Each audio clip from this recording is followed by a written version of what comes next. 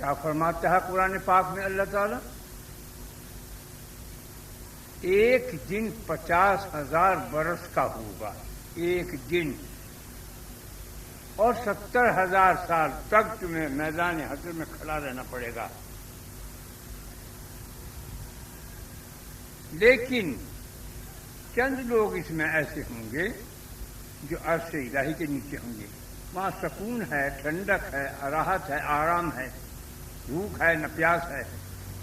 وہ کون لوگ ہیں؟ جو ماں باپ کو آزار پہنچاتے نہیں، ان کی خدمت کرتے ہیں،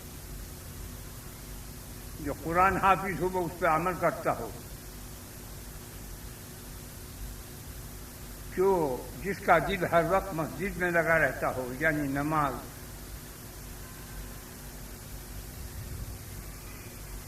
جو بادشاہ عادل ہو، انصاف کرنے والا ہو، وہ شخص جسے حسین ناظرین کوئی عورت امیر زادی، خوبصورت حسین عورت امیر زادی اس کو بلائے وہ کہتے نہیں میں اس سے ڈرتا ہوں اپنے رب سے، ان کے لیے عرش کا سایہ ہوگا۔ جو سخاوت کریں گے، یہ ہاتھ سخاوت کرے اسے پتہ نہ ہو، یہ اتنے آدمی جو اس قسم کے یہ عرش کے سائے میں کھڑے ہوں گے، ورنہ اور کسی کو سایہ نہیں ملے گا۔ آج اس کی تیاری کر لو۔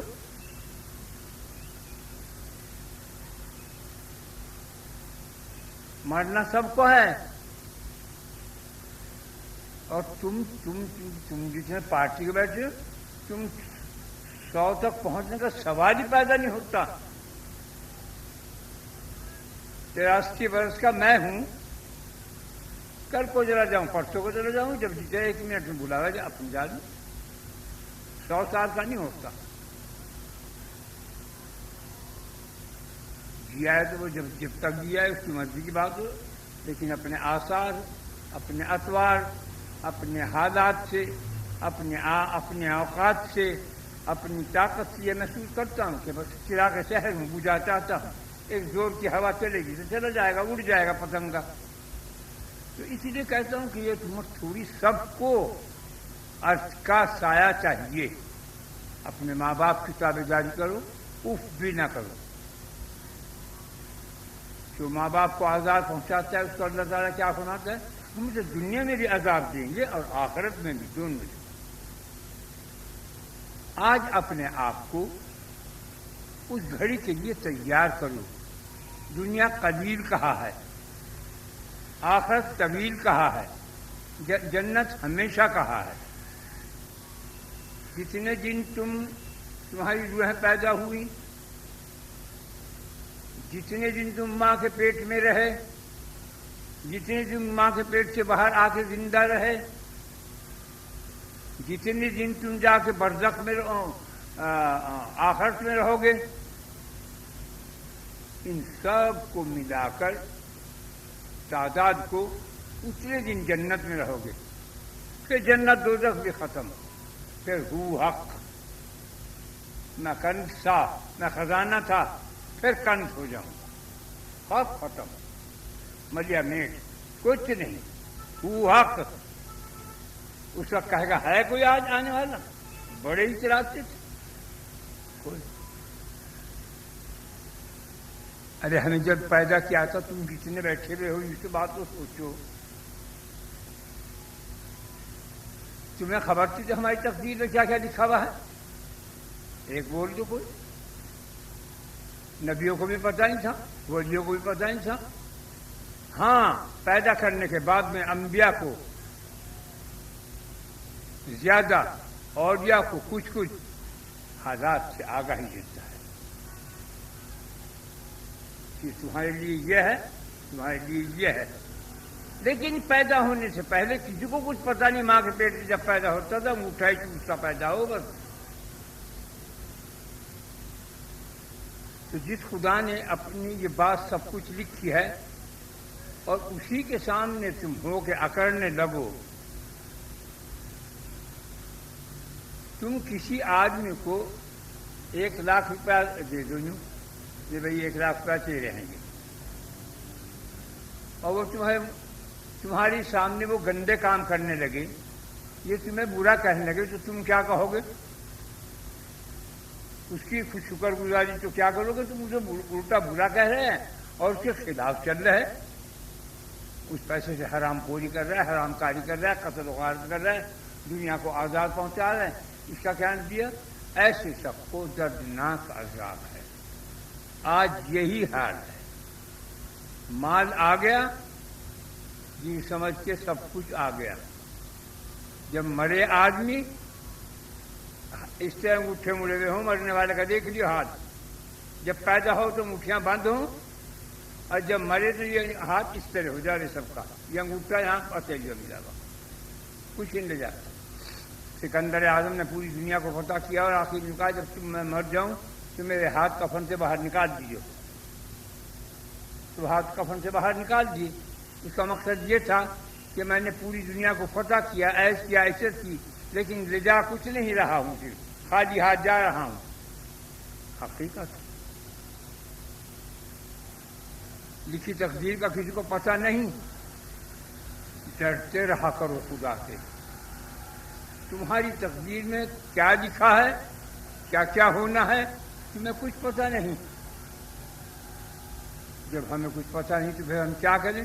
تو ہم ڈریں اپنے رب سے اور کریں عمل اچھے، وہ عمل کریں کہ جس سے ہم اس عذاب سے بچ سکیں جو آنے والے عذاب ہے، جو آنے والی بلائیں ہیں، جو آنے والے حادثات ہیں، واقعات ہیں، سانحات ہیں، سب سے تم محفوظ رہو۔ کون رہتا ہے محفوظ سے؟ درود پڑھنے والا، نماز پڑھنے والا، استغفار کرنے والا، لا الہ الا اللہ محمد رسول اللہ پڑھنے والا، ان سب کی حفاظت کی جائے گی۔ یہ چھوٹی باتیں سارے قرآن کو، جیسے کسی بہت سی چیزیں، اگر 100 پتنگیں اڑ رہی ہوں، پتنگ 100 پتنگیں اڑا رکھی اور وہ ایک سب کی ڈور ایک آدمی کے ہاتھ میں ہو، اب کون سی پتنگ کی ڈور کھینچ لے، کون سی پتنگ کی ڈور کو کاٹ دے، یہ کس کے ہاتھ میں؟ خدا کا۔ یہی حال ہے ہمارا، ہماری ڈور خدا کے ہاتھ میں ہے، تم جیسا کرو گے ویسا بھرو گے۔ اگر کوئی زہر کھائے تو مرے گا ہی، لہسن پیاز کھائے گا تو بدبو ہی منہ سے آئے گی۔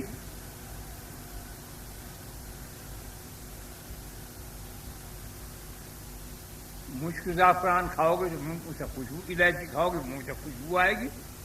ہر عمل کی بدبو ہے، ہر نیک عمل کی خوشبو ہے۔ بہت سے اولیاء کی یہ قوت شامہ جاگ جاتی ہے، شامہ جاگ کر کہتے ہیں یہ سونگنا، ان کو بدبو آتی ہے۔ زنا کی بو اور ہے، چوری کی اور ہے، دھوکے کی اور ہے، ہر گناہ کی بدبو الگ ہے، ہر نیکی کی خوشبو الگ ہے۔ ضرور کی خوشبو اور ہے، قرآن پاک کی اور ہے، استغفار کی اور ہے، الحمد شریف کی اور ہے، قل اللہ کی اور ہے، انا اعطینا کی اور ہے، یاسین کی اور ہے۔ پورے قرآن کی جدا جدا رنگ ہیں، نور ہیں، روشنیاں ہیں، برکتیں ہیں، خیر ہیں، طاقتیں ہیں۔ قرآن پاک میں اللہ کا ایک نام ہے، اگر اسے میں پڑھ لوں اب اس وقت بڑی سبا غیب، حالانکہ میں یہیں رہتا ہوں۔ اللہ کا ایک نام ایک ایسا ہے قرآن پاک میں کہ جب اس کا آدمی اسے پڑھ لے تو وہ ہوا میں تیرنے لگتا ہے۔ اللہ کا نور، اللہ کا نام ایک ایسا ہے، اگر تم اسے پڑھ لو تو زمین میں دیکھو تو 7 زمین کے طبق دکھائی دیں، اور آسمان کو دیکھو تو آسمان کے 7 طبق آج تک دکھائی دے۔ اللہ کا نام ایک ایسا ہے کہ اپنی جگہ پر بیٹھے پورے ورلڈ کی سیر کرتا ہے۔ یہ ہیں اسی سے قرآن کی خوشبو، درود شریف کی خوشبو۔ درود شریف کی خوشبو کیسی ہے؟ اگر کتا بھونک رہا ہے تمہیں بہت کچھ کتے لگ رہے تو فوراً آہستہ سے اللہم صلی علی محمد وعلی آلہ وسلم، یا جو بھی درود آتا ہو اسے پڑھنا شروع کر دو۔ بھونکتا بھونکتا خود ہی منہ موڑ لے گا، کیونکہ وہ اس خوشبو سے اسے نشہ آ جائے گا. سوائے انسان اور جنات کے سب کو نشہ ہوتا ہے. درود کی خوشبو ایسی ہے سب کو نشہ ہو جاتا ہے، لیکن آدمی کو اور جنات کو نہیں دی کہ اگر انہیں یہ خوشبو محسوس ہو گئی تو یہ تو کاروبار سارا ٹھپ ہو گا دنیا کا، سب ٹھپ، سب مدہوش جیسے شراب کے نشے میں. ایسی خوشبو ہے. تو کتا اگر بھونک رہا ہو تو انہیں اسے کچھ کہو نا، درود شریف پڑھنا شروع کر دے، وہ بھونک بھونک بھونک کر کے منہ پر منہ کے آپ ہی جا دے گا.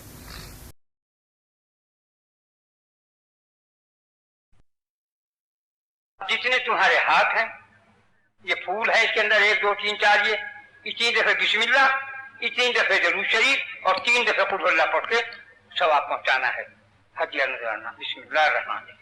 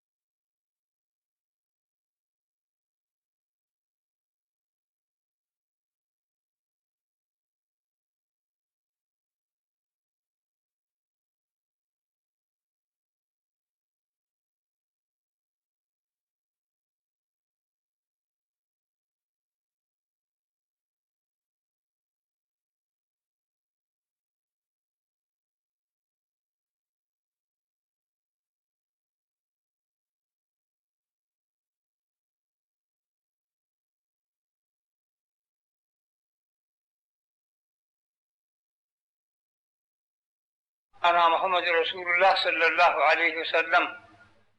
اے اسلام سب نے جو کچھ پڑھا ہے پڑھنے کا ثواب ہدیہ نذرانہ جناب رسول اللہ صلی اللہ علیہ وسلم کے روح مبارک کو پہنچ جائے. ان کے صدقے سے فیض سے ہمارے صغیرہ کبیرہ جان بوجھ بھول چوک گناہوں کو معاف فرما دے.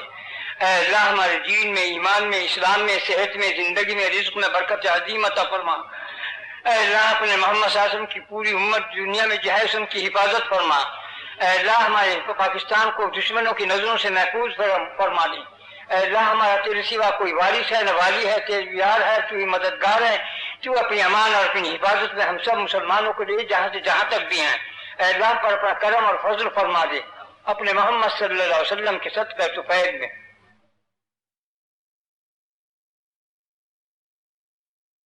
رحمتک یا ارحم الراحمین.